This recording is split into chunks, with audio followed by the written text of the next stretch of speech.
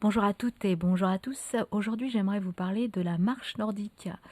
C'est, vous savez, cette marche où on utilise des bâtons de marche. Mais attention, pas n'importe quel bâton.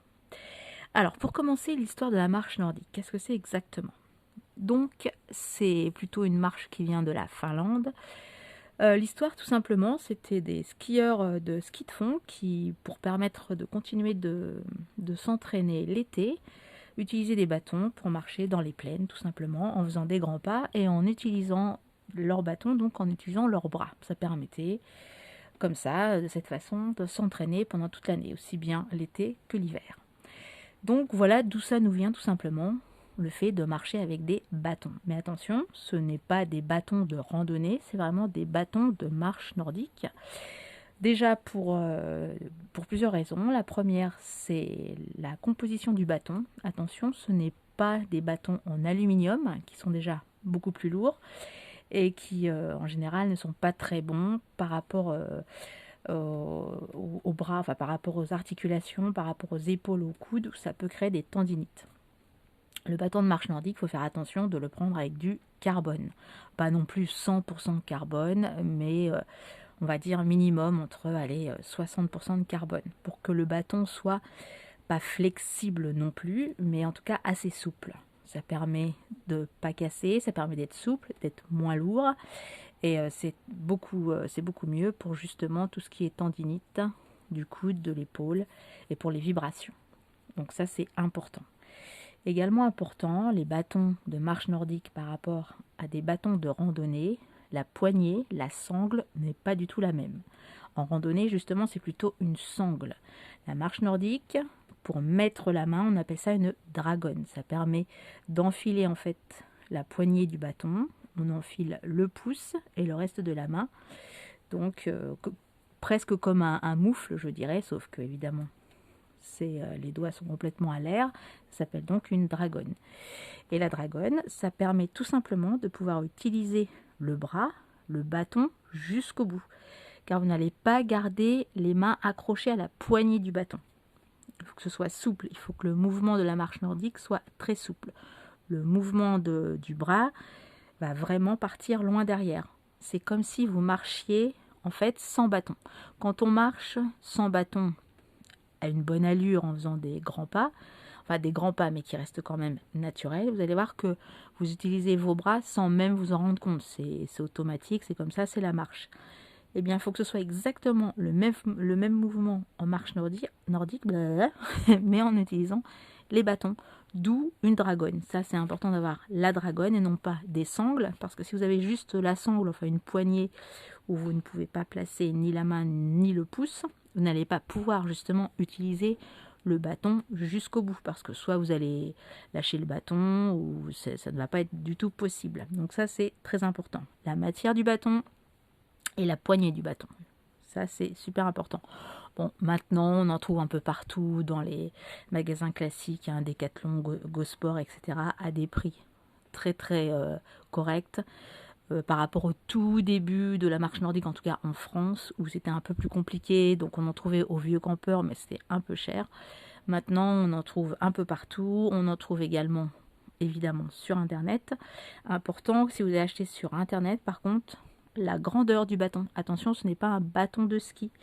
Il faut vraiment que le mieux, c'est d'essayer le bâton en vrai de vrai, hein.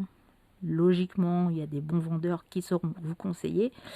Mais logiquement, pour avoir la bonne hauteur du bâton, il faut que votre bras soit à l'angle droit par rapport, comme si vous serriez la main à quelqu'un.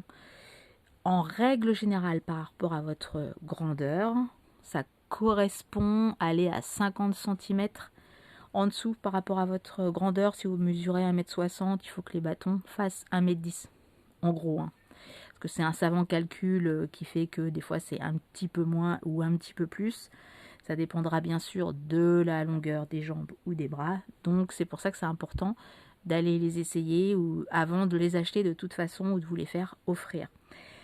Parce que suivant certaines marques des bâtons, il se peut aussi que le bâton soit un petit peu plus haut sur certaines ou un peu plus bas sur certaines marques. Donc c'est pour ça. Donc la poignée, la structure du bâton, la matière du bâton, hyper important. Et il y a également les pointes des bâtons. Si, selon les terrains sur lesquels vous marchez, ça va être un petit peu différent. Normalement, pour que ce soit, on va dire, tout terrain et le plus stable possible, surtout si vous avez des côtes, des pentes, il faut que la pointe soit en biseau. Ça, c'est important par rapport justement à la stabilité quand vous descendez des côtes. Alors, il arrive que certains bâtons de marche nordique soient juste des petits ronds, en fait. C'est pas du tout pointu, c'est des petits ronds. En général, c'est ce genre de pointe qui s'utilise sur des terrains plutôt sable. Parce que là, en plus, ça n'abîme pas les terrains. Quand vous faites les chemins côtiers, par exemple, ça n'abîme pas du tout les terrains. Mais par contre, quand vous faites les chemins côtiers, en général, il y a de la descente, il y a de la montée. Donc ça peut glisser, donc d'où la pointe quand même en biseau. D'ailleurs, qui est une pointe en tungstène, qui est très solide. Et si ce sont vraiment des terrains où vous ne pouvez pas utiliser les pointes, là vous mettrez des petites bottes ou des petits chaussons qui s'utilisent très bien dans tous les terrains aussi. Voilà, voilà. Donc surtout, allez dans les magasins spécialisés en sport, vous en trouverez très facilement et vous verrez que les prix sont accessibles à tous, à toutes. Qui dit marche nordique dit boire de l'eau, bien sûr. Ça, c'est important, toujours, hein, mais bon, dans n'importe quel sport, pensez à vous hydrater. Et l'avantage de la marche nordique, c'est également que ça s'adapte à toute personne, aussi bien les grands, les moyens, les petits, les plus âgés, ceux qui n'ont jamais fait du sport, qui veulent se remettre au sport, ceux qui ont couru longtemps mais qui ne peuvent plus courir, qui veulent continuer à faire un sport. Mettez-vous à la marche nordique. Le fait en plus d'utiliser vos bras, ça vous permettra de brûler plus de calories, donc c'est intéressant aussi en passant. Et les bâtons, ça aide aussi à se maintenir droit et ça c'est super important. Ça vous fera travailler le dos, les bras, c'est un excellent exercice cardio déjà, cardio, endurance en douceur et en même temps pour travailler votre dos, vos jambes, vos bras, donc c'est très très complet et adapté à tout le monde. Emmenez même vos enfants, pas trop petits évidemment, mais les ados, ils peuvent très bien marcher aussi avec vous. Ou les plus petits enfants, mais sans bâton parce qu'on ne trouve pas forcément la taille. Voilà, voilà. Et aussi, pensez à avoir les bonnes chaussures. C'est important d'avoir un amorti toujours plutôt au talon, ou carrément l'amorti sur toute la chaussure. Important quand même plus au niveau du talon. Mais c'est bien d'avoir des chaussons et non des chaussons. Non, pas des chaussons justement. Des chaussures avec un petit peu de crampons, pas la chaussure de tennis classique qui va glisser, des petits crampons, ça aide aussi au maintien suivant les terrains où vous allez aller. Voilà, voilà. Donc, sur ce, vous allez me dire, ouais, mais s'il pleut, c'est pas terrible de marcher. C'est ce qu'une élève me disait ce matin d'ailleurs. Mais non, au contraire, prévoyez s'il y a du soleil, un chapeau, si vraiment il pleut un peu, il y a des super capes de pluie qui sont imperméables, qui même sont assez larges pour pouvoir se mettre par-dessus les sacs à dos, qui vous mettront à l'abri et en même temps c'est super léger, s'il pleut pas ou s'il pleut plus, de remettre une fois sec dans les sacs à dos ou dans les sacs tout court.